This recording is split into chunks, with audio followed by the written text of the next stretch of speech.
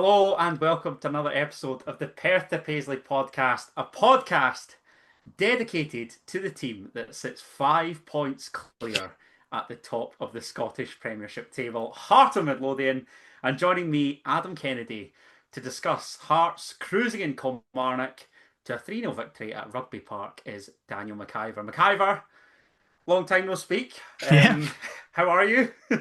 I'm good. I'm really good.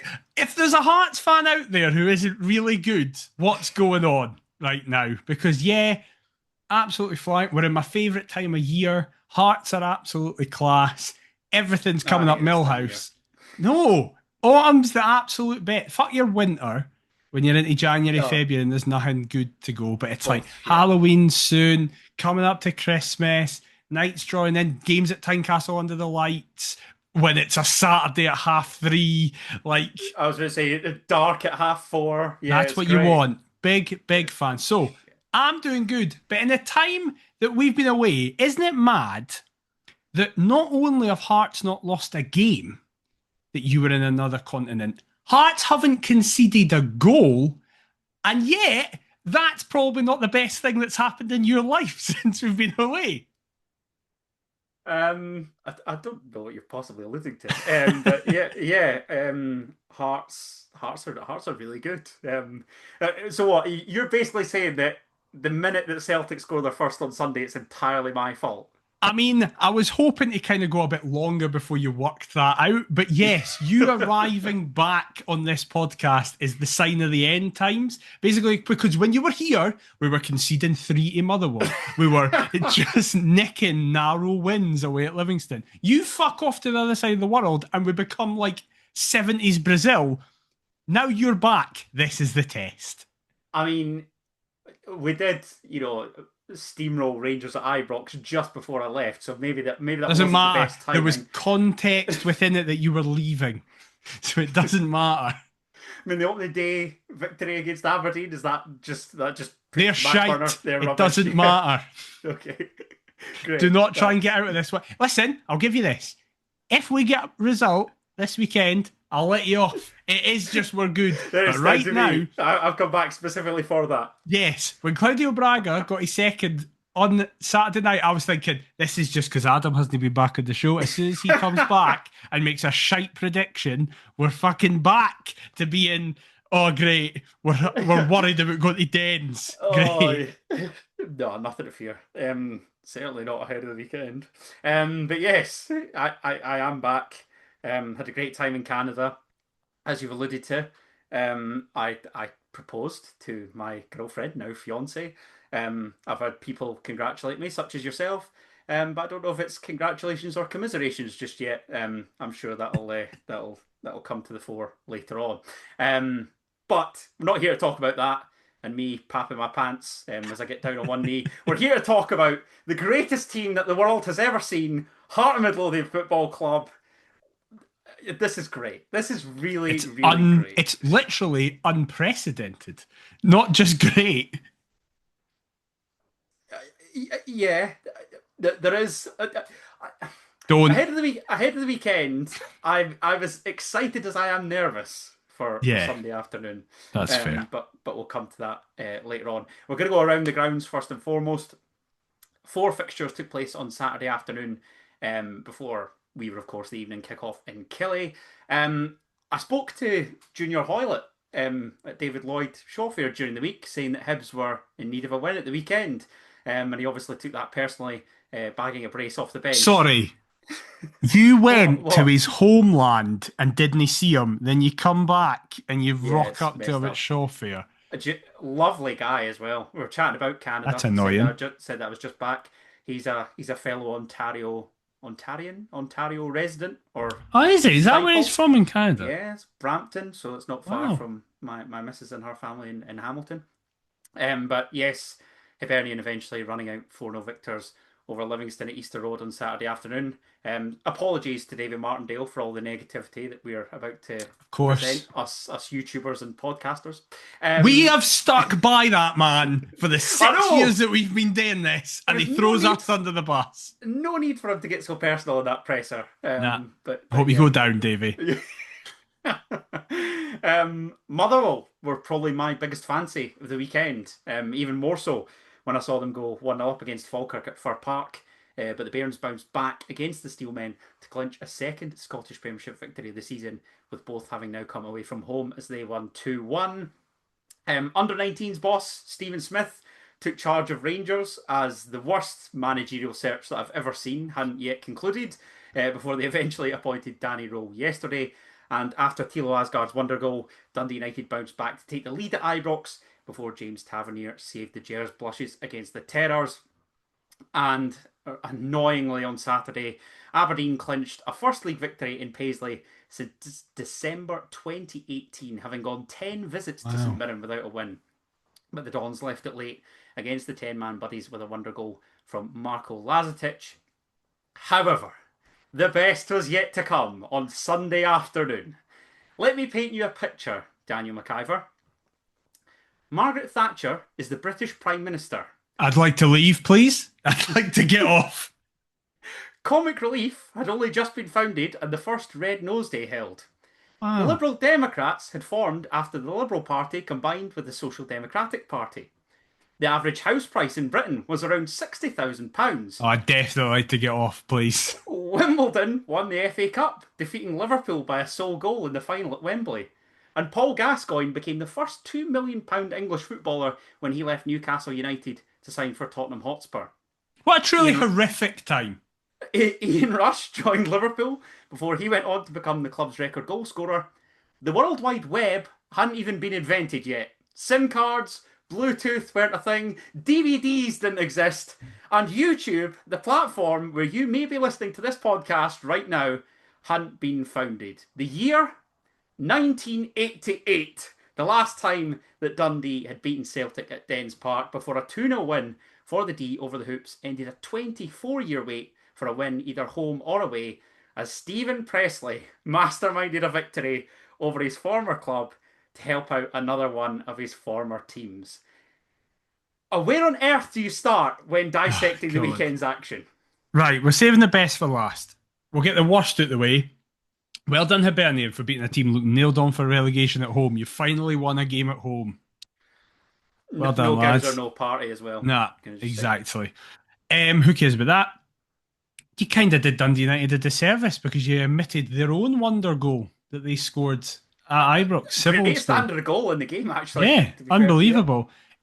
Just really funny, just quickly, because I was on the show throughout the last few weeks, so spoke about it. What's your take on the just circus that has been Rangers Football Club in the time that you have been away? It's a good laugh at it. Yeah, that's a good way. I was trying to basically explain to Ella's family about Russell Martin and the situation.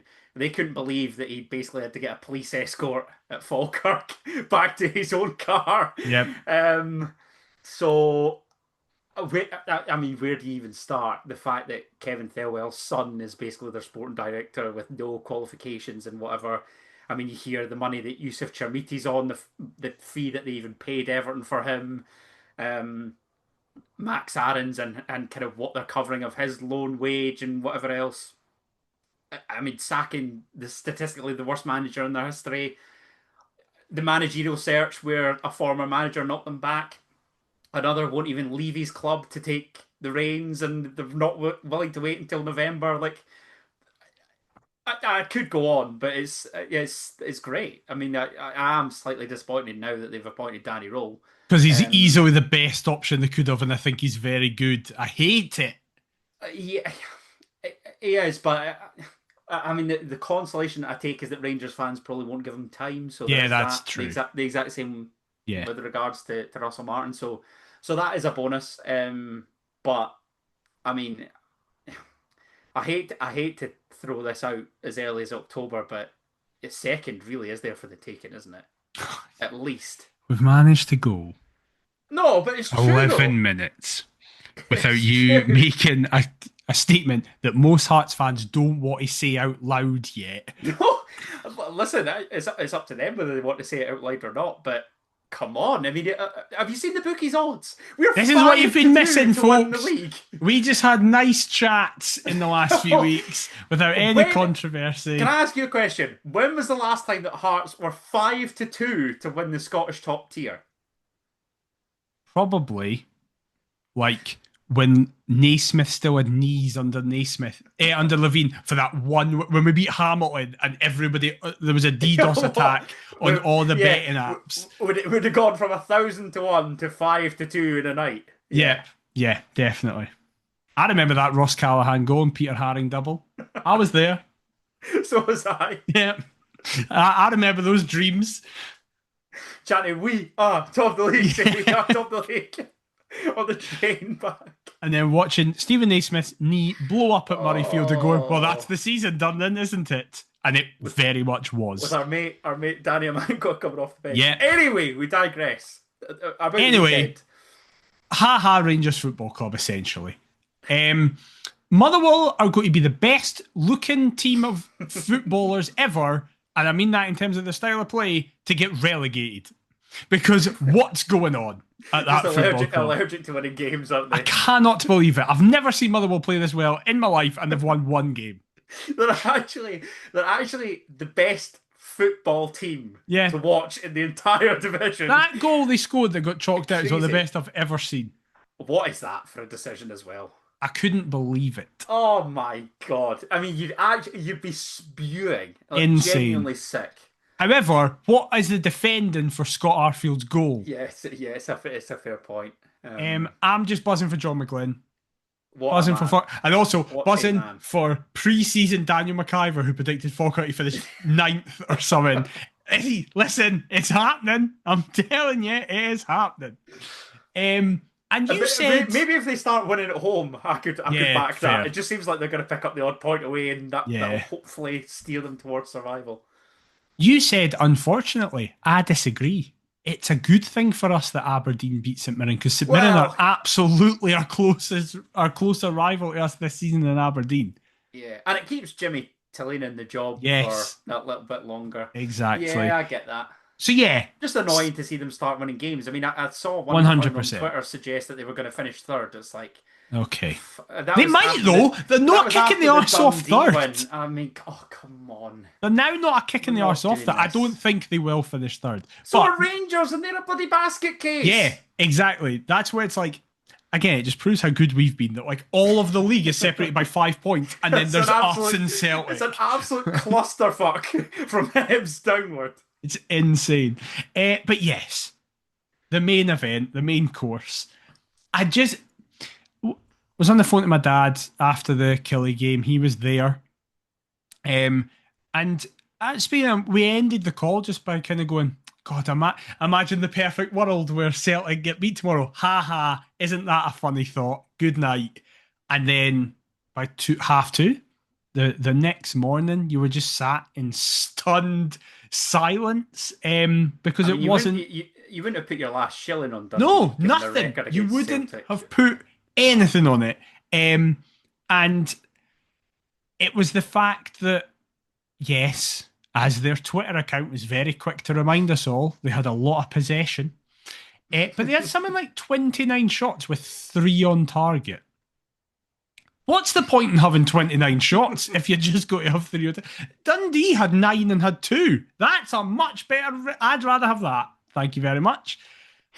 Absolutely clinical. Wild. Clinical indeed. As we'll come on to. Yep. It just adds a completely different rhetoric to our game this weekend because I think, let's be honest, I think every Hearts fan was going, right, okay, probably what's going to happen at the end of this weekend is that we're just going to be a point behind Celtic. And listen, if you gave us that at the end of 9 games into the season, we'd absolutely have taken that, wouldn't we? Whereas now, regardless of what we could get, be 85-0. Hearts will still be top of the league by a couple of points, and it's just insane. But then to dare to dream, it's like, if we win, we go 8 points clear, 9 games in. Unheard of. Genuinely unheard of. And I know there's still then 87 points to play for. And the most us thing ever would be beating Celtic, then getting beat at Paisley and getting beat off Stephen Presley. And I would just like to have a mini After victory Elvis has lap. done us a Yes, favour. a mini victory lap. My first ever favourite player, Stephen Presley, a man that for 20 years I've had to have stick for supporting and loving unashamedly. And moments like Sunday were why, with his weird voice, his weird hair that I'm His wacky copying. dress sense. Yep, he's wacky. I'm wearing a Wallace and Gromit t-shirt for this. So I'm modelling my life off Stephen Presley. And hopefully I model it with wins over Celtic next weekend. That is the utter hope that we get through this. I mean, I felt like that meme that I wasn't familiar with your game. Yes, exactly. To Stephen Presley and his managerial credentials. Speaking of managers, Brendan Rodgers' comments after the game. Very, very intriguing. I mean, I don't drive a Honda Civic. That would be better than my current motor. But to suggest that Celtic are a Honda Civic and they can't drive like Ferraris is interesting, to say the very least. What did you make of that? If you're a fan of the early 2010s Irish group, the Rubber Bandits, with their famous song, Horse Outside, fuck your Honda Civic, you're not a winning side. And I was so annoyed that I came up with that, put it in a group chat, everybody loved it, then I saw about 10 folk on Twitter make the same joke within the hour and get all the publicity, and I was utterly raging.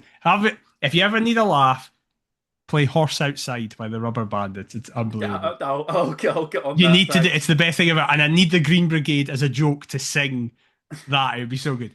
It's just the most tone-deaf thing in the world. I saw today that Martin O'Neill commented on it, kind of being like... On TalkSport. Yeah, kind of just being like, well, you've made a rod for your own back here, because you've basically said, this squad's shite. We're now going to the league leader, so let's go. I mean, he has basically suggested that for months on end. He's just engineering his exit. It's abundantly clear. I mean, I think his deal's up at the end of the season. Yeah. But what I was going to ask is this a good time for Hearts to play Celtic, given the Dundee performance, given the result on Sunday, or are they being clever here and sort of throwing their toys at the pram, suggesting it's a doomsday scenario, that the gloom and doom is surrounding them, yet they could pull within 2 points of the league leaders should they reign victorious at Tynecastle this weekend? What's your psyche going into this game? I thought you meant as part of their grand plan to lose to Dundee to lull us into a false sense of security. Chuck Stephen Presley a lifeline and hope he keeps them up.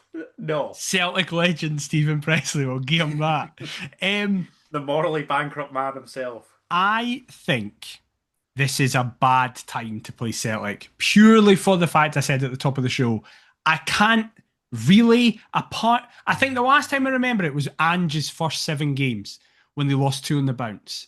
We beat them at Tynecastle, and then I think in that run, or they maybe didn't necessarily lose 2 on the bounce, but they lost multiple games in that run.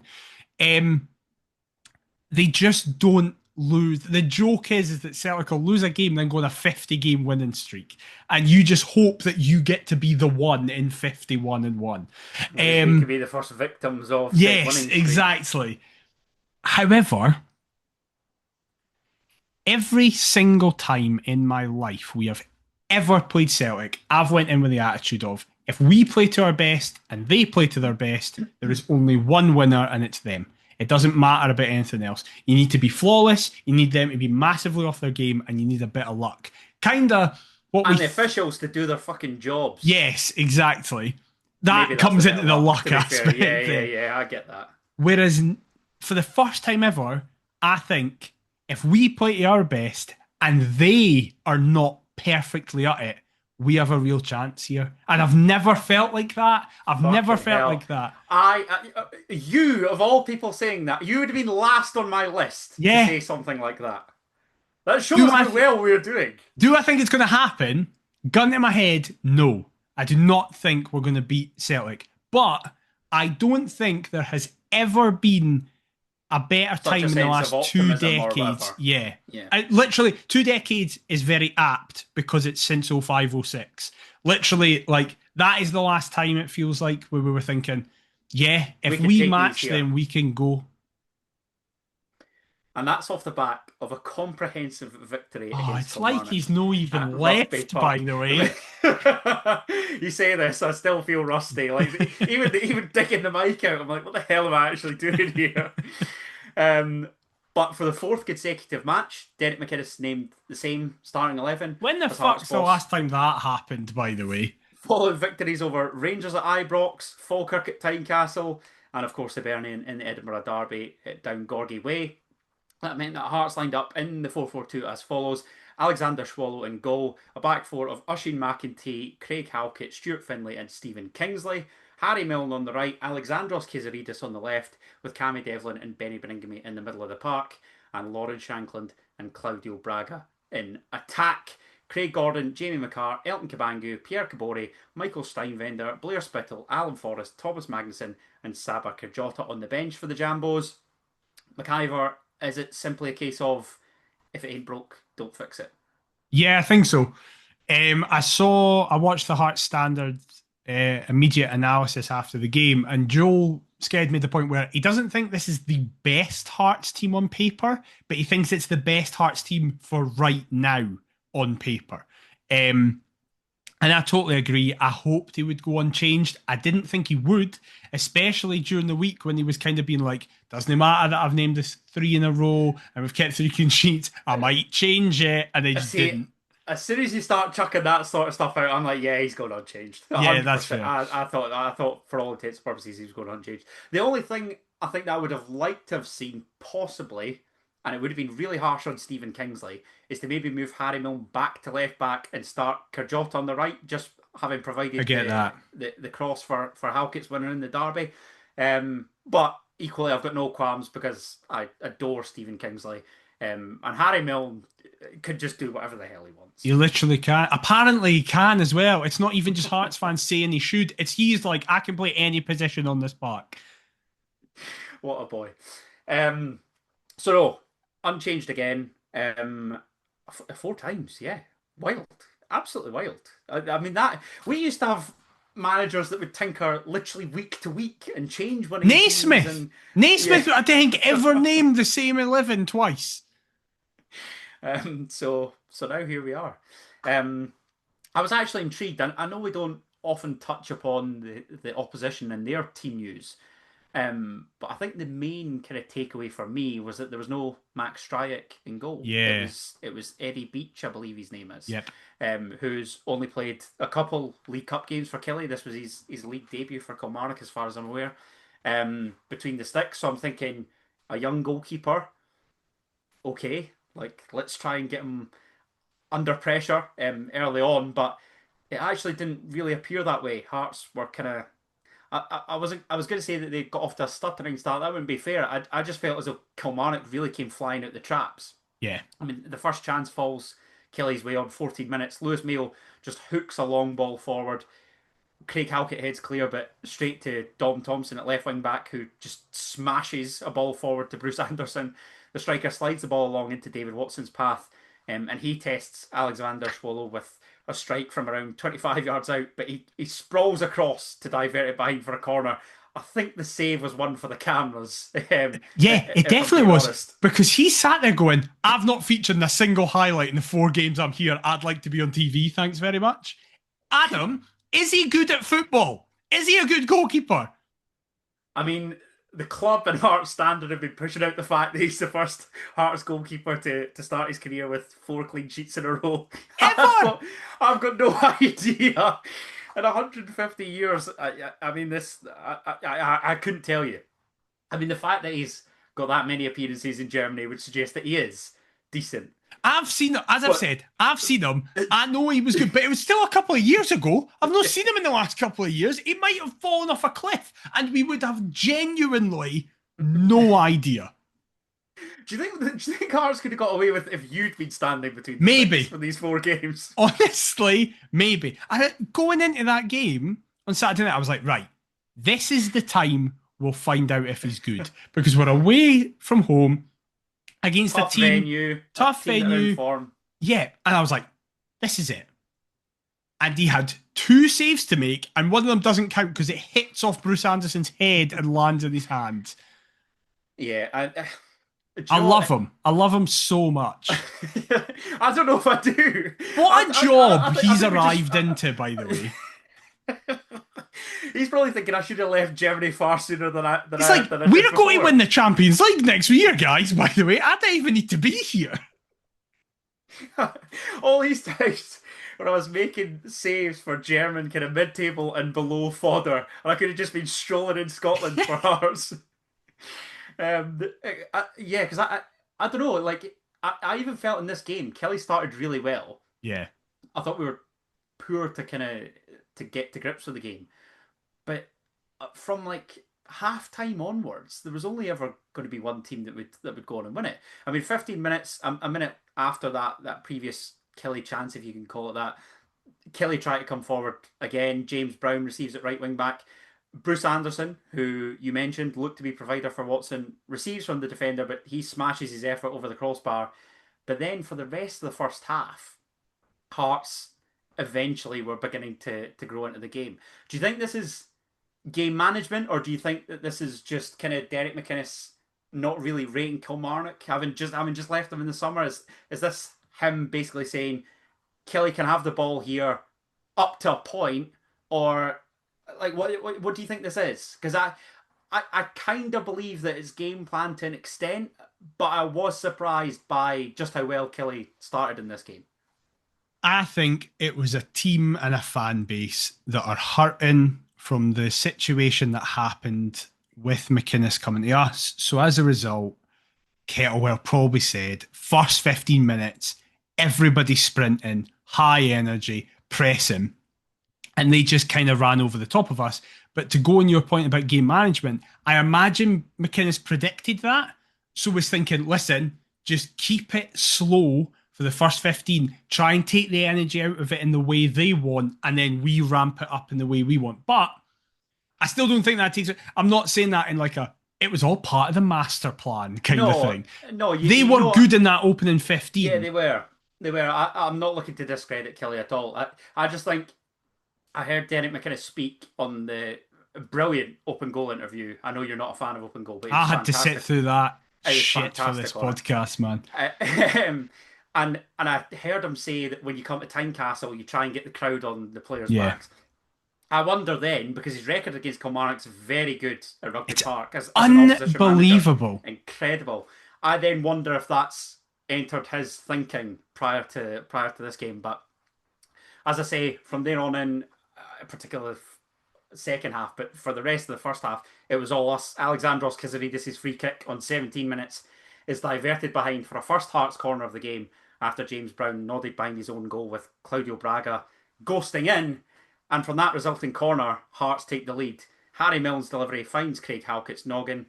Horrendous defending from Kelly and Robbie Dees in particular to leave the centre-back who had scored in back-to-back games, now 3 on the spin, unmarked. However, we don't care a single iota. We take the lead in Ayrshire with less than 20 minutes on the clock. Kilmarnock 0, Hearts 1. After James Brown headed that out, he was saying please, please, please to the rest of his defence to try and keep a clean sheet. I've been thinking of that since it happened. That is what you've been missing in the last couple of weeks. He wasn't feeling good, that's for sure. Oh, see, this is it. This is what the world's been missing for the last month. Come on. This is what you're here for. Never mind that we're good. It's this incredible electric patter. Horrific dad jokes. Stop ignoring it. You need to issue a public apology to Craig Halkett. I've been waiting a month, man. This is all I've been waiting to do.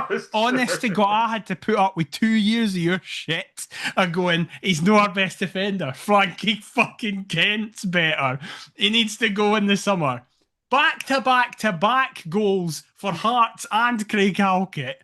He's the best defender in the league by a mile, even if you take away his goal scoring attribute. On form right now, there's nobody close to him. Don't you dare even suggest. All I said was wow. I heard the doubt in your voice. No, you took that personal. Mate, this has been a month of pent up waiting for you to get back. Say you're sorry. Do you know, the Derby winner might have changed my outlook. Yeah. But then I think there's countless shite Hearts players that have scored against Hibs. But I'm going to smash this place up. No. What I was going to say is he and Stuart Finlay together look fantastic. Yeah, but he looks a cut above even Stuart Finlay. Because Stuart Finlay's actually, this is not the point. And that's what I was going to say. You weren't on the Finlay bandwagon. I wasn't, and there has been moments where I've been like, Stuart, what are they doing? But generally, I'm like, I think Stuart Finlay's been an 8.5 out of 10 this season, right? But Halkett's been an 11. Can we have a collective apology that you apologise to Stuart Finlay and I'll apologise to Craig Halkett? Do not even try and put this in the same ballpark. Why? Because you spent 2 years for your own player going. No. He needs to leave. Hold on a second. The last episode that I was on, you even admitted that his availability was a disgrace. We had more podcast appearances in the duration than he'd made appearances for Hearts. That's just because we are very committed to this show. That has nothing to do with Craig Halkett. We take the fucking international break off. What the hell's he been doing? Also taking international breaks off inexplicably because he should be in the squad, Steve. Then you wouldn't be getting fucking booed against a bottom 100 country. And I also had a silent bitterness because I did ask him on the show and he said no. So that's where it stems from. That's where it stems from. This was years ago, and he's just a man that keeps himself to himself and he doesn't do podcasts, and that's fine. But you took it personally. I'm sorry. It's amazing what happens when you keep yourself fit, isn't it? Amazing. He's even trying to get digs in now. I'm not. I'm talking facts. His record was horrendous. Graceful. Now he's fully fit and through gritted teeth, he's the best centre half in the league. Maybe even better than Stuart Finlay. He's fucking better than Frankie Kent. That's a fucking no debate. But anyway, what is Robbie Dees doing? Why does he jump in the air? Why does he jump in the air 5 yards away from the ball?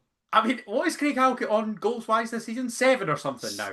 I think it's 6. I think it's 6. I thought it was 6 prior to the weekend. It might have been. Still, if you've scored a handful of goals at centre half and you're up against a Hearts team that have been superb at set pieces, why on earth are you leaving your marker in the box just so easily like that?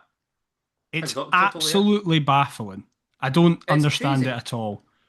And then he kind of looks around and then immediately goes, "Oh shit, that was my man." It's like, well, as if he can't believe it. Yeah, absolutely baffling. Right. So it's a good finish as well from Halkett. I'll give him that. I mean, I think the Edinburgh Derby was his best finish, but still, I mean, it's past Beach in a flash. I mean, he's absolutely helpless, the goalkeeper. I think it's 6 now because he's got 3 in the league and I think he got 3 in the cup. All right, okay. Well, either way, he was on 5, now 6, and we're in October. Like, how you can't deem him a threat, I really do not know. How are you struggling to get this up? Because I don't want to give you the satisfaction, but Fort Mob isn't working properly. Oh, get up, Fort Mob. 1, 2, it's 3. It's 3, so he's on 6 3 in now. the league. Yeah. Yeah, 3 in the league, 3 in the cup. Yeah, okay. So there you go. 9 between him and Finlay. Ridiculous. Do you want to know a fun fact? Go on. At this point last season, Hearts hadn't scored 9 as a team last season. Shankland had scored like a bunch, but the team outside of Shankland hadn't scored 9 together. That's really depressing. Isn't it? And now our 2 centre halves have done. Can I say as well, I mean, I saw Classic Hearts goals share Neil Critchley's first game in charge as being like a year ago. I'm sorry, that is not a year ago. That is a lifetime ago. Kai Rolls was playing in that game. How was he here only a year? But I thought Kai Rolls left us like 2 years ago. What do you mean? He was playing... Oyegoki scored a record and I swear the next day he was gone.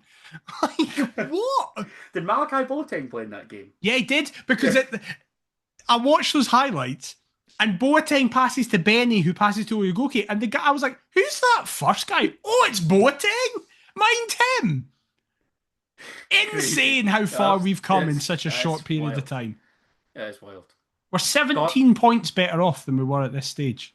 God bless Tony Bloom and Derek McInnes and everybody associated with the football club.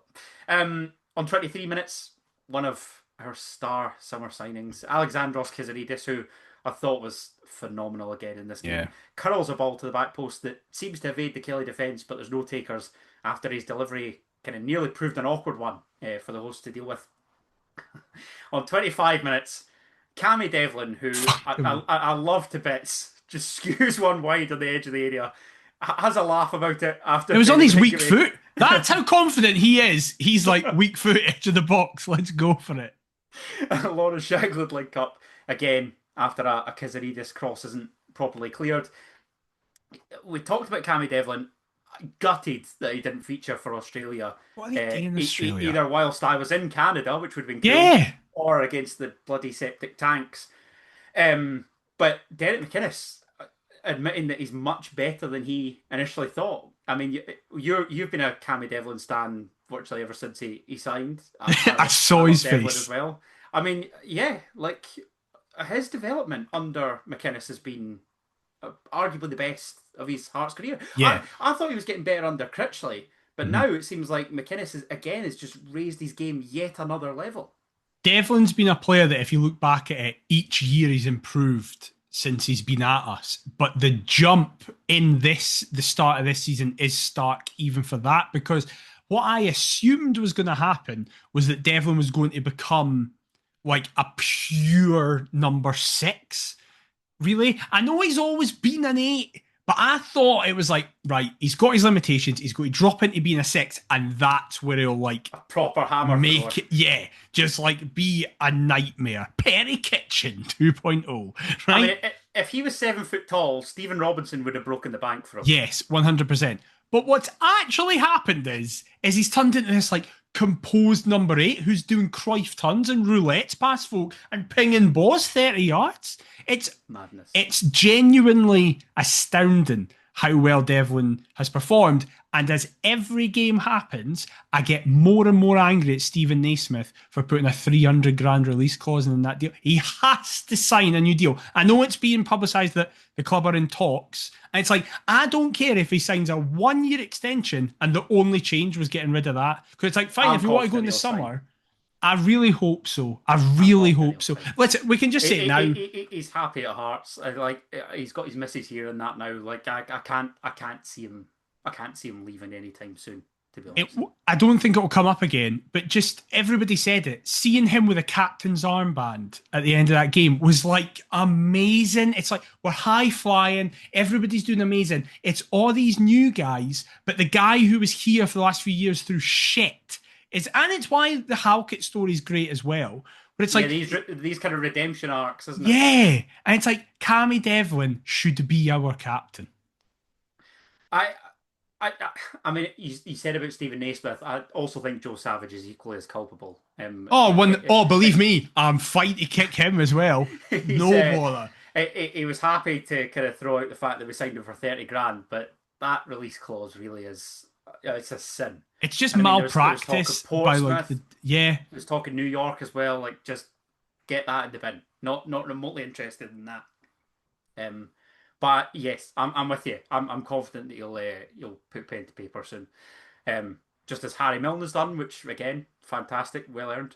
On 37 minutes, Kelly looked to cause chaos and get back into the game. I mentioned that there was few chances for them first half after kind of the opening quarter hour. Greg Kiltie goes down in the area. The hosts protesting for a penalty before big Marcus Dackers hooks his effort wide of goal. He's an absolute nutcase, isn't he? I love him. Killian started the season really well, but he is exactly the type of player that if you were a Kilmarnock fan, you would go and watch just because of the chaos factor surrounding him. He might not technically be the best footballer, but in terms of like an athlete, and I don't know, I feel like I can't quite explain it, but it feels like he's a cult hero in the making. He's going to be somebody that in like 5-10 years will be going, oh, mind him, Big Dackers that was 6'7" and was just up front for Kelly 5 years ago. Last year, Southend save. Daniel McIver signs him for Southend. The entire game system changes to route 1, long balls pumped up to a big target man, entirely play for corners, 20 goals, 19 of them headers for corners. Thank you very much, Marcus Dackers. SNONUNT HNENND UNITEND Southend United FC Seasiders. Of course you know the Southend United chant. That is the most on-brand thing I've ever heard. But he Why was. Southend? I don't know. Why do you know the chant? I don't know. That's a way weirder thing. I think I randomised it. It was like, oh, I've got Southend. Cool. You, fucking number one ultra, are the Seasiders. Oh, what a club. 40 minutes. How have we ended Alexander's up on Southend, man? because he just There was cuts none into of these tangents the last couple of weeks. Oh, it's good to be back. Alexandros Kizzy just cuts it from the left hand side, looks to bend one into the far corner. I don't know whether if it's a cross, if it's a shot, if he's just putting something in the mixer and He hoping doesn't that it'll care. fly. After Harry Milne's corner again isn't properly dealt with, and Devlin finds him on the flank, but just flashes wide. Is this just a classic case of caught in two minds? Yeah. Yeah, I think so. Aye, honestly. But I Um, don't care. He can do whatever he wants. No, and he very nearly turned provider just before half time on 44 minutes. A free kick that's pretty much on halfway.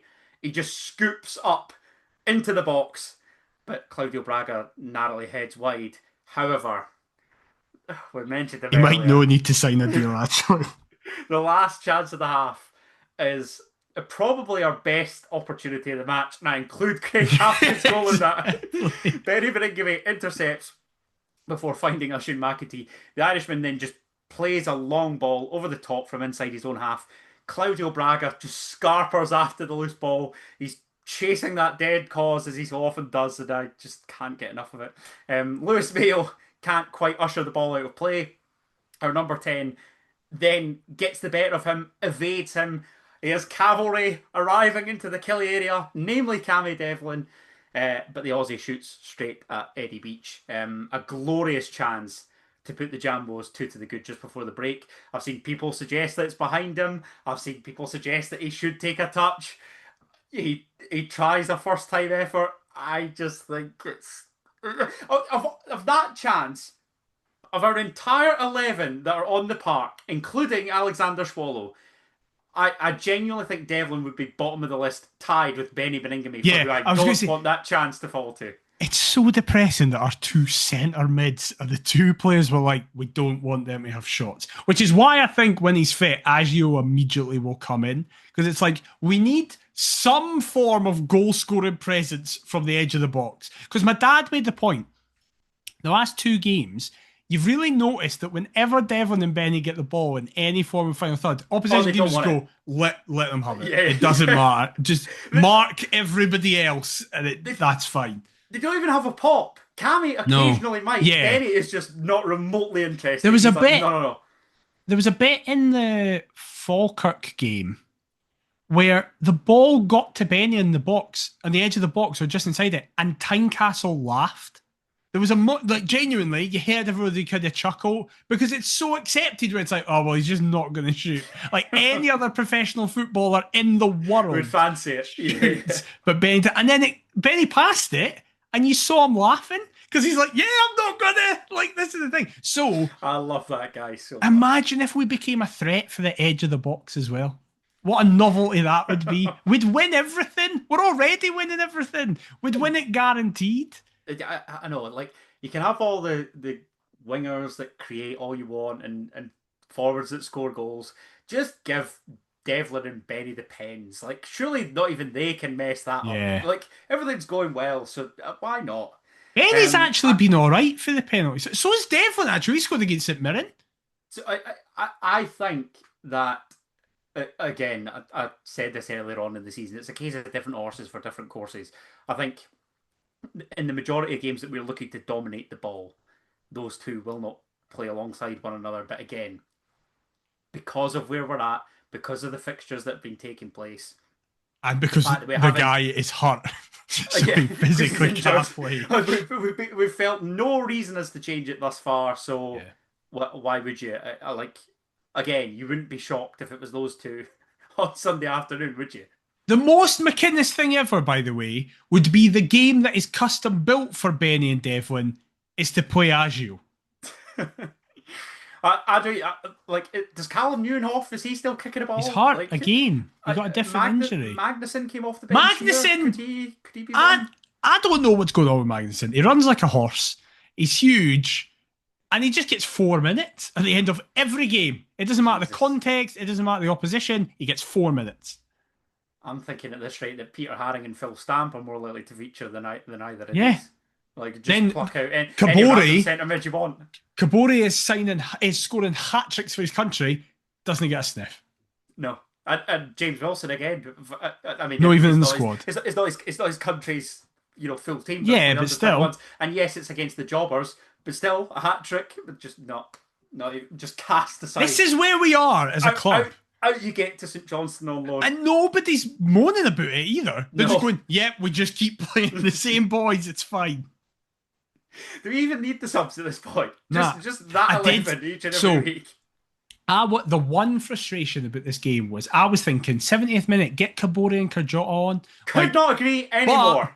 It will be the one and only time in this podcast history I'll give my dad credit for making a point that I didn't think of. McInnes is probably thinking, right, you look at what happened with Halkett in his back, you look at what happened with Kizarides in his ankle. This pitch causes impact injuries. I'd much rather Blair Spittle and Alan Forrest get an impact injury and have them out for most of the season than Karjota and Kabori, who I'm probably going to rely on for more when it gets to January. McInnes managerial masterclass right there. Yeah, I hadn't thought of that. No, neither It's have I. like That's fair genius. play. Yeah. That's genius. Has Graham got to get in the coaching staff now? Yeah, it's all the M's. So if you've got a surname with M, you're on this coaching It's a team. Mackay. Yeah, exactly. So he's there. Half time, only a goal to the good, albeit it came against a run of play, but from there on in, there was absolutely no doubt that Hearts deserved to be in front. And I even think from 45 minutes onwards, there was only ever going to From be 45 minutes onwards going to win it. to the 70th minute is the best we've played in years, considering it's away from home against a team that had just beaten the two teams that were previously third before they started playing. We were like taking the piss. Cammy was doing roulettes and stuff like that. Celtic as well. Yeah, exactly. All these things. It's like a team that you should out by a pen last minute. You should have to work so hard for everything you get. And like Kizarides, Braga, and Kingsley were like doing triangles around the defenders. It was unbelievable. I couldn't believe how good we played in that second half. Don't get me wrong. Like, I fancied us going down to Kilmarnock. Mm-hmm. I predicted a 2-1 win, but for that reason, I thought it was going to be a lot closer. But yeah. I don't care who you are and at what stage of the season. A 3-0 win at Kilmarnock is no mean feat. I mean, both the Old Firm would be delighted with a 3-0 victory at Kelly. You want to hear the... It's not a place where we haven't tended to win comfortably. Well, thank you for bringing that up, because I'd just like to just to allow everyone to realise how far we've come. The last time we played at Kelly was obviously Stephen Kingsley's late winner, the last game of the season. Deadest of dead rubbers. Yeah. Do you remember what the game was the last time we were at Rugby Park before that? Was that not the 1-0 defeat, the Anderson Pen? And we're I mean, how against 10 men, I think we should have won that game, but we're absolutely, well, I say should have won it. We were absolutely dog shit in that game and deserved what we got, which was a 1-0 defeat, I'm pretty sure. My dad made the point that was the last time he was at Killy, and for him, that is the lowest of the low that he's seen for years for Hearts. Robbie Dees gets sent off in the 6th minute. That's right, and then it's a Bruce Anderson Pen. Bruce Anderson Pen 18. That is Kilmarnock's only shot in the game. And here are some stats for you. The game finishes with Hearts with 73% possession. Jesus. 621 passes to Kilmarnock's 204. Sorry, before you read out the rest, see if you actually break it down, 73% of possession. Yep. So you've had nearly 3/4 of the game, the ball in the game. Yep. Like, when you actually think about it, like that, it's inexcusable to not win that game. Yep, correct. But again, that was possession for possession's sake. And I like the way that McInnes spoke again on Open Goal, talking about how he doesn't want players just playing the easy pass. He wants an element of risk. He wants, his wingers to take on the fullback. He wants his central midfielders, albeit it's Cammy Devlin and Benny Beringame, to play that forward incisive pass. Do you want to know the worst stat? The stat that is the thing I remember about that game, touches And in the opposition box or something? no, but it is to do with something in regards to the opposition box. It is total crosses into the opposition box. Something that right now we seem like every cross that goes in we could score. Genuinely, how many crosses do you think we had in 90 minutes? Well, I would like to remind With you 73% possession. 73% possession and 4 shots on target across the full 90 minutes. I feel like it's going to be a handful, like 3.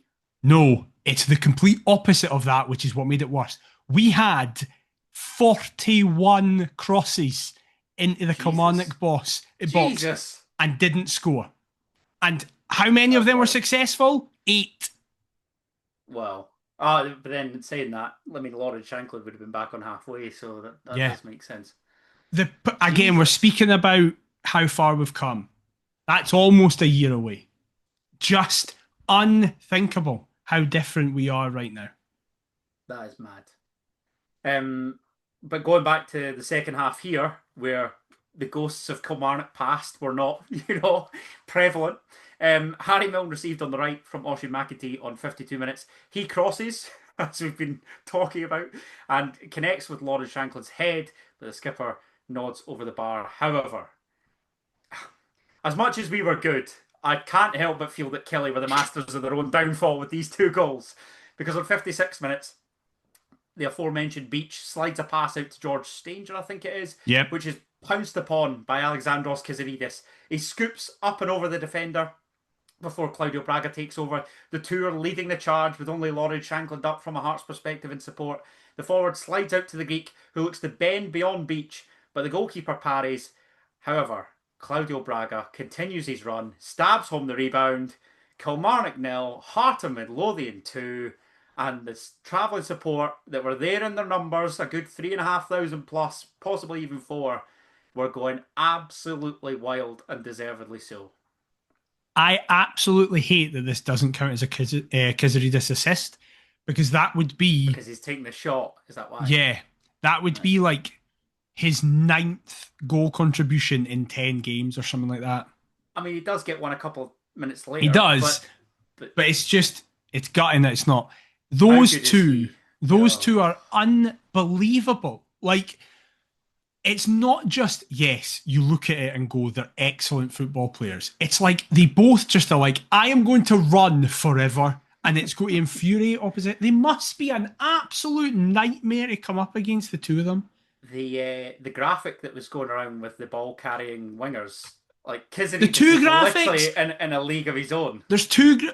That's one of them, and then the boy the next day released another one, which was chances created and crosses, and Kazaridis was in almost the exact same position on both graphs. Am I right in saying it was Kai Watson's graph? Yes, it was. Aye. Yeah, he was.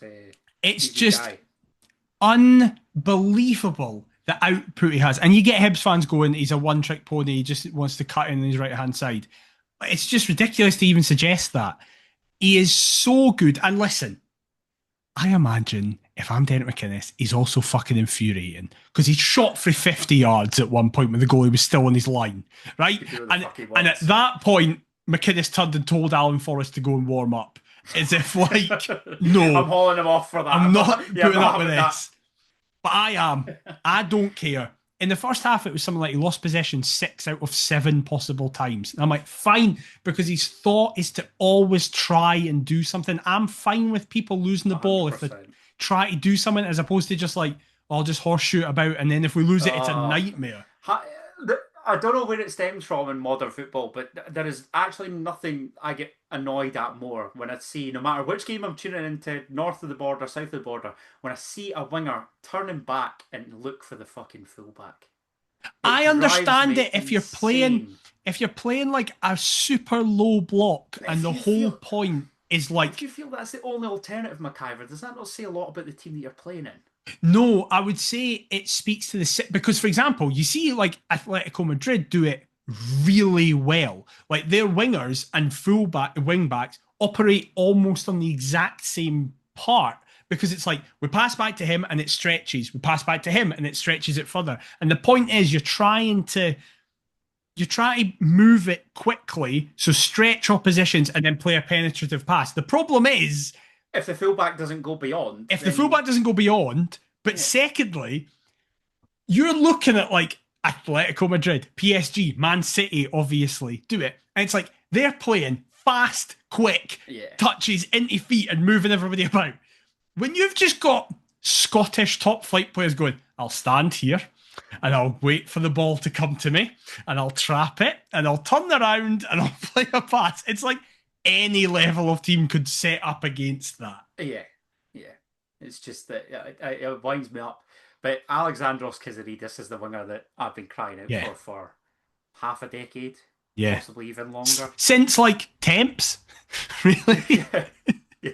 I love David Templeton. He has that's harsh. Time about him. That's harsh to like Walker, Nicholson, King and stuff. I can remember David Templeton talking about Jim Jeffries saying that if you lose it, you're as well taking that risk because if you get by your man and we score. Exactly. Yeah. Then you've done your job. But equally, if you lose it, I can't be disheartened because you've tried to make something happen. And Kizaridis is just, he's a joy. And I absolutely adore Claudio Braga. We've both been waxing lyrical about the two of them. Less than 5 minutes later, it gets even better from a Hearts perspective. A slack pass back from, I think it's David Watson, is again pounced on by... I'm not letting you get away with that. You said a Baz back. No, that's now the episode title. A Baz pack. No, that's his new name. A slack pass back from David Watson. I love a Baz pack. That's... shut up. Is again pounced on by Kizaridis. He drives into the box before slipping into Braga's feet once again. The Portuguese dribbles with ease, rounds Beach, and with the same kind of movement, he shifts it from right foot to left foot and into the back of the net. It's a 1-2 win sale. As they head towards another 3 points, Braga bags a brace, Kilmarnock 0, Heart of Midlothian 3. Soon! Right, pack it up. We've reached peak Perth to Paisley in the worst sense. I can't believe it's taken us till nearly the end of October for it to happen. I'm disgusted by all involved. I'm disgusted for being here. I've not been able to do it in person yet. Oh my God. I had the opportunity to and did not multiple times. He is just unbelievable. Unbelievable. He's got 10 goal contributions in 13 games. Like he's just, and in the games he's not scored in, he's been class but furious with himself because he's like, why didn't he score? Yeah. He's a fucking pest, isn't he? He is a Labrador. He just runs all the time and doesn't care and goes for it. Even that chance, the Devlin chance that we spoke about toward the end of the first half, he's got no right to chase that. Like, it's the deadest of dead causes. It's literally 6 foot under, and he just somehow unravels it and nearly puts on a plate for Devlin. I don't think the pass is great, but he creates that opportunity himself through sheer persistence. His work ethic is incredible. And to top it off, it's not even like he's just all, like if somebody says that their work ethic's the best asset in a footballer, that says to me that technically you're awful. I mean, he's not. It is on a par with his technical ability, just how good he actually is. In exactly 10 months' time, they won't be here. When we start next campaign, Braga and Kizaridis will not be here. Please don't.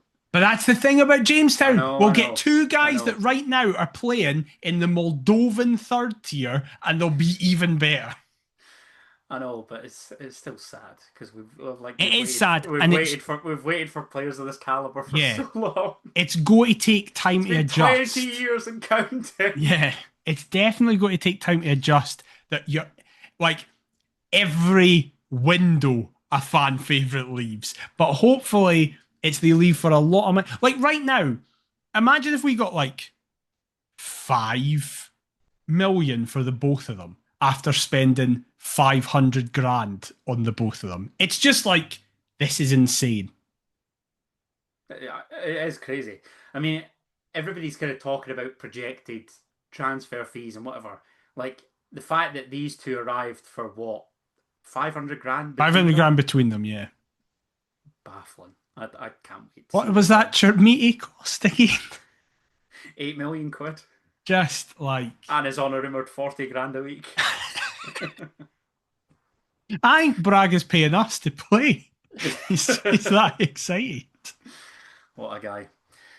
But yes, you mentioned it. That was pretty much all that she wrote, really. I Yeah. mean, if we do have an annoyance, it's the likes of Pierre Cabori not getting off the bench, um, Sabaka Jota getting very little game time. But you can't really grumble, can you? I mean, Nah. 7 wins from 8.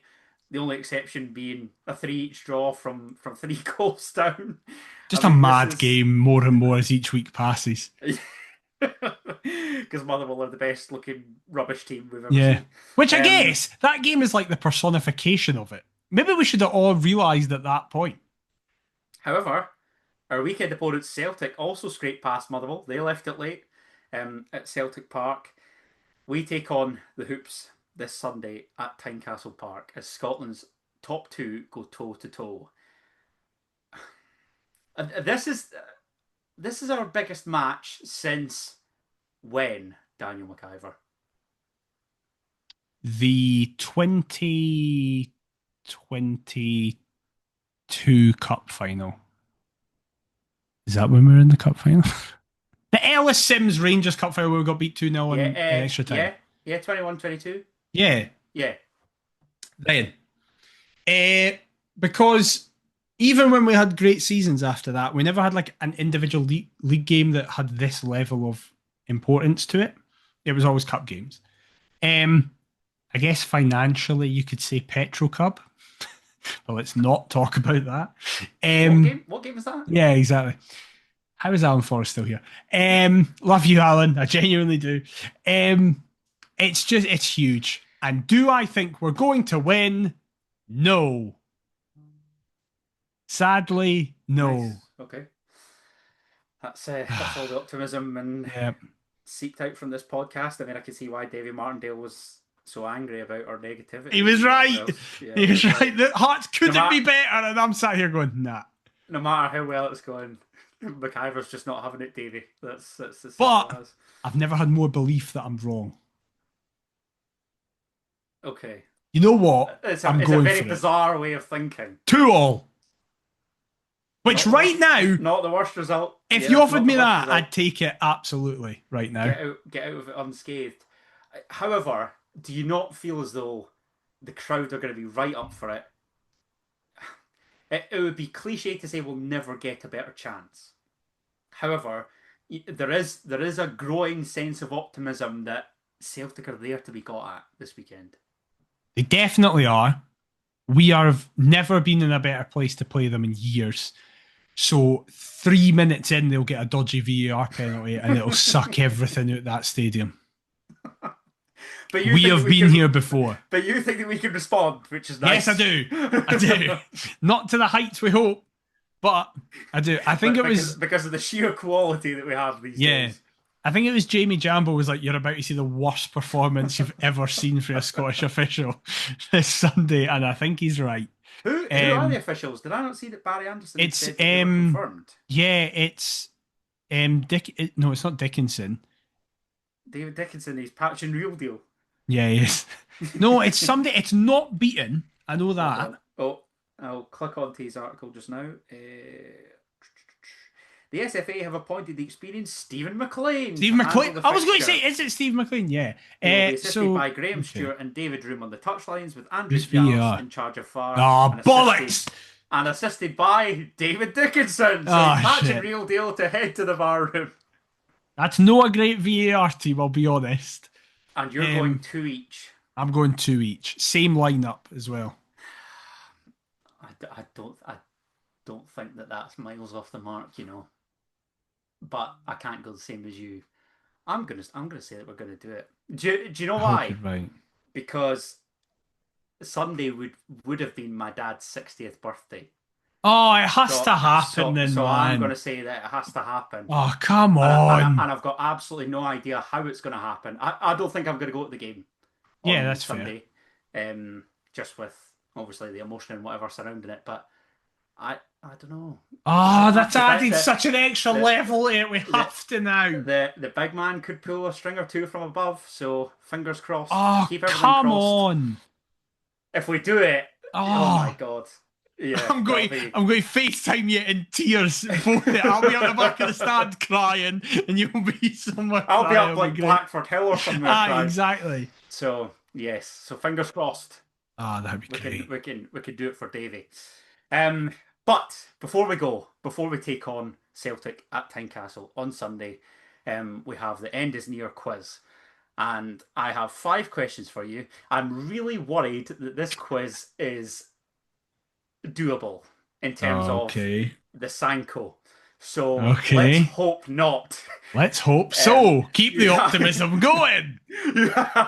Yeah, maybe this is a gift for Davey Martindale. I'm just the negativity is banished once again. You've got a true or false. You've got 1, potentially 2 multiple choices, and the coveted who am I? But you start with just your regular question.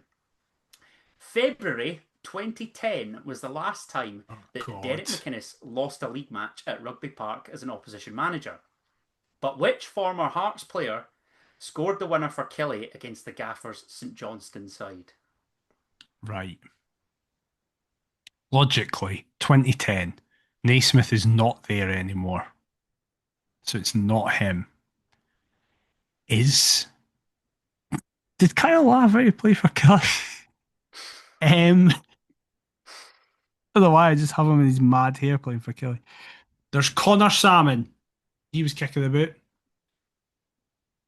2010, so it's not 2010?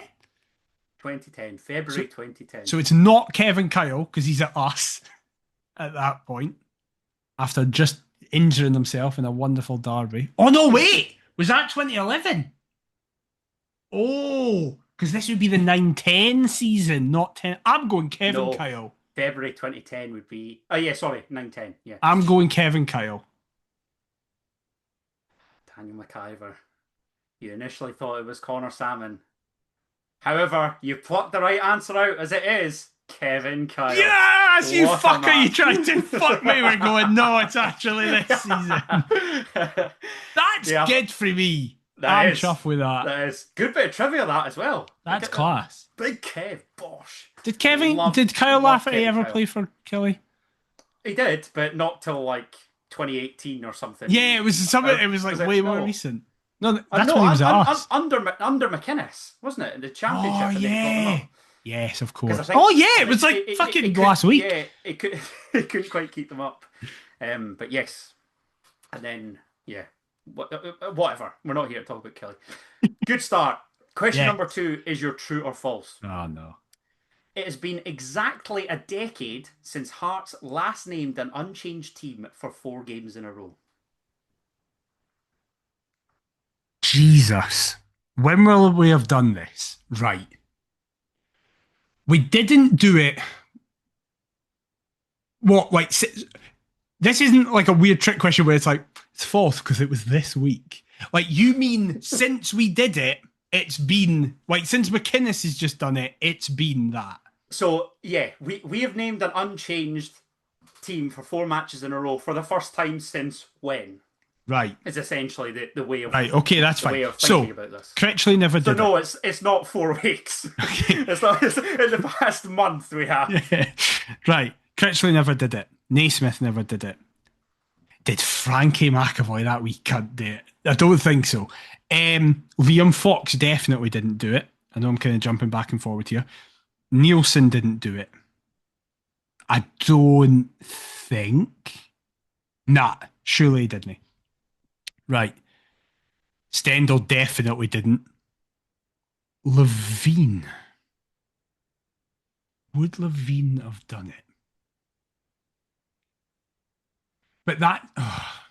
basically, what you're saying is the last manager that did it was Robbie Nielsen in the 15-16 season. That's what you're saying because you said exactly a decade. Exactly a decade. I think it's a weird trick question where I think it is Nielsen, but not that season. I think it'll have been the next season. So I think we'll have done it in like 16, 17 or something. So, because you've said exactly a decade, I'm going to say you're wrong. Because it's like 9 years or something like that. He's good. He's winning. Oh, come on! Yes! The last time Hearts did so was the 2016-17 Yeah, season. I got the actual season as well. Are you going to have a go at trying to guess who the 11 are? Jesus, right. Okay, right. Because I'll be Arnold honest, Doom. I don't remember this 11 at all. Right. Arnold Doom's one. Arnold Doom. Callum Patterson was still kicking about. Yes. Oh, right. Jamie Okay, Walker. look, some of these names. Jamie Walker's the third member. Jamie Yes. Walker. Fuck me. Right. Perry Kitchen. He was around this time. Yes, that's four. Get in. Right. Who would have been in goals? I was about to say that's a good place to start. This is after Alexander, but before McLaughlin. Who played in goals before? Flapjack. Jack Hamilton. Correct. Yes! Yes, you did Right. well here. Come on. Who are other defenders? Who was the centre halves? Because Patterson would have been right back. Yeah, it was a back four. I'll give you that. A back four in 16-17.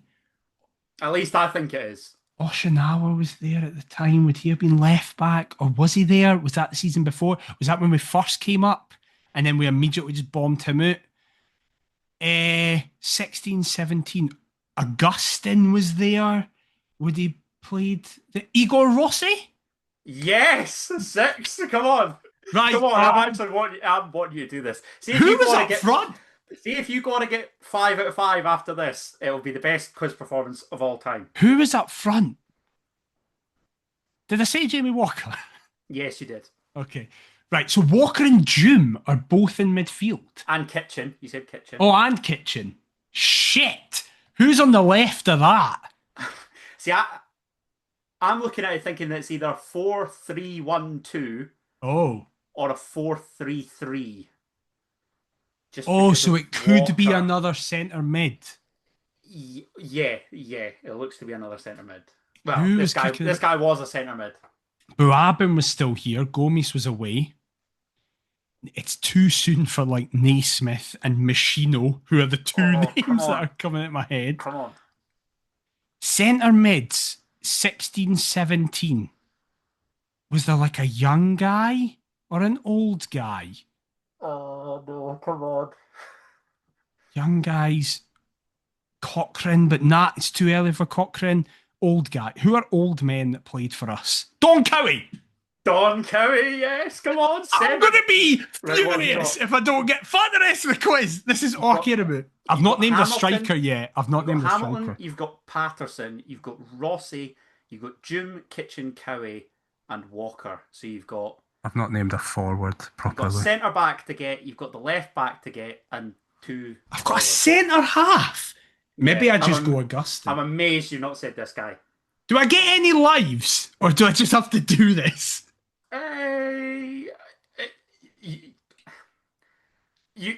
I'll give you 3 because you've done really well. Right.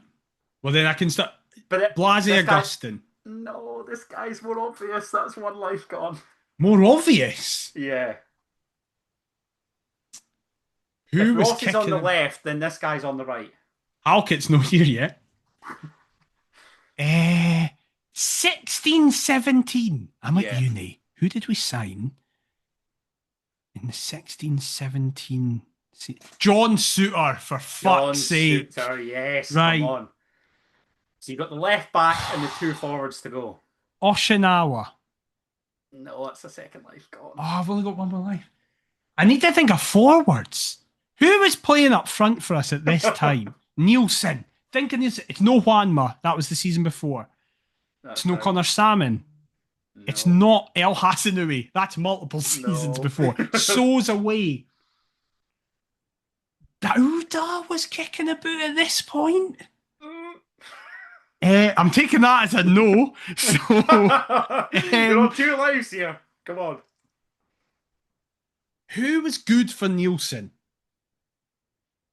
Was anybody good for Nielsen after Juanma's first season? Oh, Isma. Must be Isma. That's the 3rd life, my God. No! What? Who was fucking playing up front? Robbie Muirhead. Is 1. Yes. Oh, he's 1. Oh, no. So I've got to get a left back and a forward. A left back and a forward. Who was playing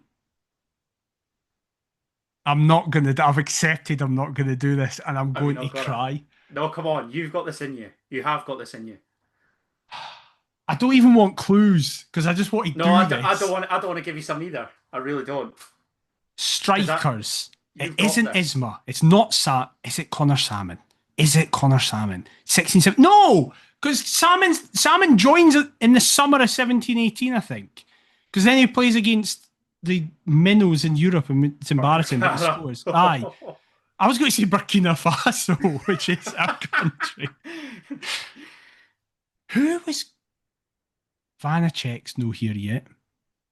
Trying to think of nations. We didn't have a French. We didn't have a Portuguese.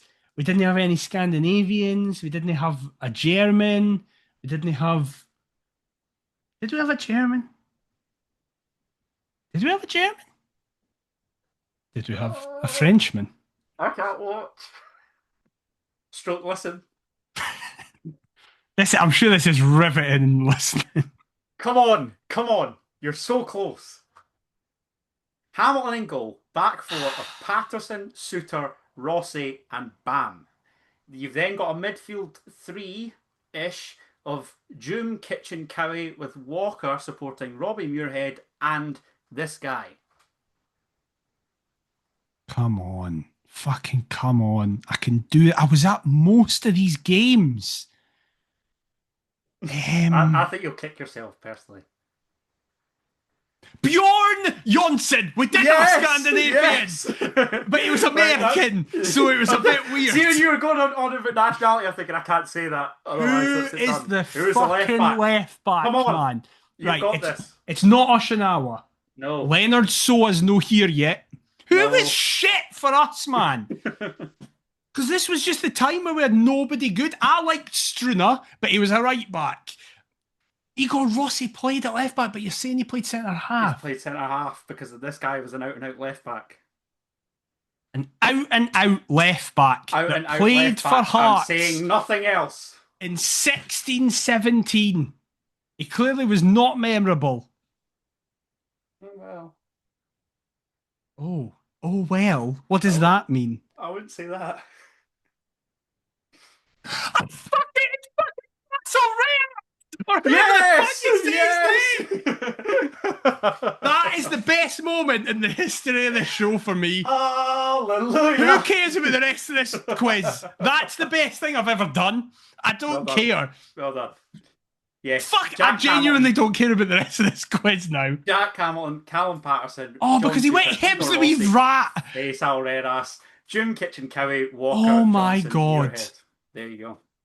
How? I mean, I got lives, so I did say 3 names wrong, in fairness. But how have I done that? What is that taking up space? You started so well as well. I started so well. What is not in my head that should be remembering Robbie Muirhead and Bjorn Jonsson? Question number 3, you got a couple more. I can't believe I've now got to do the rest of this quiz. I'm not going to get the I should have just drama. made that the quiz. Yeah. Oh my God. Question number 3. Pierre Landry Cabore scored a hat-trick for Burkina Faso. Oh, fuck, I thought it was going to be who is it? In the recent I international don't know break. who it was against. But who was the last Hearts player to score for an African nation on international duty? It has to be June. Was it A, Jose Katongo, B, David Abua, C, Larry Kingston, or D, Arnaud Dune? Surely June scored for Cameroon, man. They won the Cup of Nations when he was there. Arnold June. Is incorrect, because I thought it was as well. Was it Kingston? Oh, that would have been... I definitely wouldn't have got it then. Was it Katongo? It's fucking Abua! I know. I couldn't believe that either. I messaged Scott because I thought, we've had a couple Africans. Surely one of them. And again, I thought of Arnaud Dune. But apparently, it's the gangster himself, David Abua. Oh, boy. What a boy. Guy. Question number 4. Sorry. I can't believe we're only at question number 4. Sorry, how am I not coming out of this with full marks and summon, by the way? This is a fucking sham. We've been here an hour and a half and I'm not getting full marks. Because it's taken up about a third of the podcast already. Shocking, man. Question number 4. Hearts are enjoying their longest unbeaten run away from home in the Scottish top flight since January 2011. But against which team did it come to an end? A. Aberdeen. B. Rangers. C. Celtic.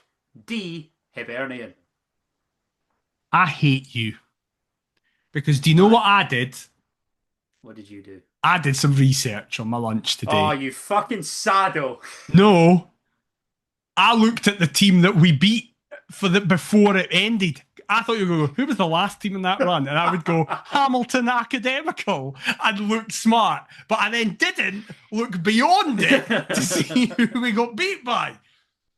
Celtic. That's correct.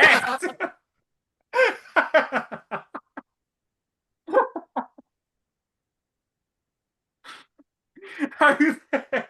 Was that just a guess? My logic was we play them this weekend, Yeah. so you'll go, hopefully it's not the same thing. Correct. Great. Different venue and hopefully a different outcome. Unbelievable, man. That could This be is one the of best quiz quiz moments we've ever done. I know, I was feeling ropey about the quiz. This is a great job. Right, you're Who Am I? To cap all this off. Are you ready? As ready as I'll ever be. Oh, dearie me. I've played almost exclusively in Scotland, with the exception of just one overseas club. Having not made the first team at 2 English Premier League clubs in my youth career, I headed home to create a senior career for myself in the Scottish Second Division. After a brief spell in the 3rd tier, I earned a move to a top tier club in Scotland, where I'd score in a derby, play in European competition, and help my team to reach a cup final. I've played for both Hearts' next and previous opponents, and the Jambos signed me following my overseas adventure, before I'd go on to win a trophy at Tynecastle despite being a boyhood Hibs fan. My time at the club was marred by injury, but in one of 2 Scotland caps, I set up a goal for a future Hearts teammate. Who am I? Wow. I have no idea, but that's like a very illustrious career. For some reason, my brain went to laugh at you, but you said he'd only played for one other, like, non-Scottish club, and he's not Scottish. So, Indeed. right, it's a Scottish guy that played for Celtic. So I presume you're being really vague about the clubs. So my logic would be he scored in an Old Firm, but you've said Derby and said another club not mentioned it. So is it like a Perthshire Derby? Is it something like that? So can I please get? Oh no, but I kind of want. Go on, talk to me. I don't know if the clubs will help more than the years played. Okay. Because I'll be totally honest. I have nobody in my head. I have At all? absolutely nobody in my head. No, nobody. Can I have the clubs in order they played for? Of course. Do you want the youth career as well with the previous Aye, Premier League fuck clubs? it. Yeah. Youth career. Ross County, Liverpool, Fulham. Senior career. Airdrie United, Dundee United, Celtic, Aberdeen, New York City, Hearts, Kilmarnock, and Ross County. Oh, thank God I asked the... Is that Ross County? Yeah. What? Now? Yeah. I think he signed in the summer. Having left Kelly, I'm pretty sure. Wow. I'm not even going to use my second question. Did this... Actually, I am. I am. Did this man famously fall in a river? He did! Yay! It's Gary Mackay-Steven. Way! Wow. Wow. I had no idea he was at Liverpool and Fulham when he was a youngster. Incredible, really. Wow. I think he briefly mentioned how he was on Liverpool's books. Might have been on Open Goal. Who did he set up for Scotland? Stephen Naismith. Of course. He was recalled to the Scotland squad in October 2018 for a friendly against Portugal. He came on as a sub in the 67th minute and assisted Stephen Naismith in scoring Scotland's only goal of the game. Wow. Well, that's the best quiz we've ever done. Mac. Well, thanks, mate. That was thoroughly enjoyable. I'll be honest. The episode. It's great to be back. I'll be honest. It was mostly classed down to me, but thank you for the question. Oh, thanks. Really appreciate that. Glad you're so appreciative of the effort that I've put into it. It's great. Thanks. You fucked off for a month. I've been holding the fort, dude. Hold on a second. I fucked off for 2 weeks. It's not my fault the international break arrived when it arrived, okay? And Uh-huh. fuck the SPFL for scheduling the Falkirk game, which I really wanted to go to, and the Derby when I was away in Canada. Well, you get at home a Celtic in your calendar, and you get the illustrious away to St Mirren as well. So, Too blessed to be stressed, baby. This is what it's all exactly. about. Come on. Well, if you did enjoy this episode, are enjoying the season, or are just happy Adam's back, please Sorry let it's us long. know. No, listen, it was always going to be you're back. That's normal service has resumed. If you have enjoyed it, please let us know on your podcast platform of choice by leaving us a review. It massively helps. If you've been watching me desperately try to remember Reyes' stupid wee face on YouTube, please leave a like, comment, and subscribe. Perth to Paisley on all the socials, perthtopaisley@gmail.com if you want to fire us over an email. Adam, where can they get you on all the socials? You can find me spewing up a load of facial red ass abuse at Kendall's column on all the socials.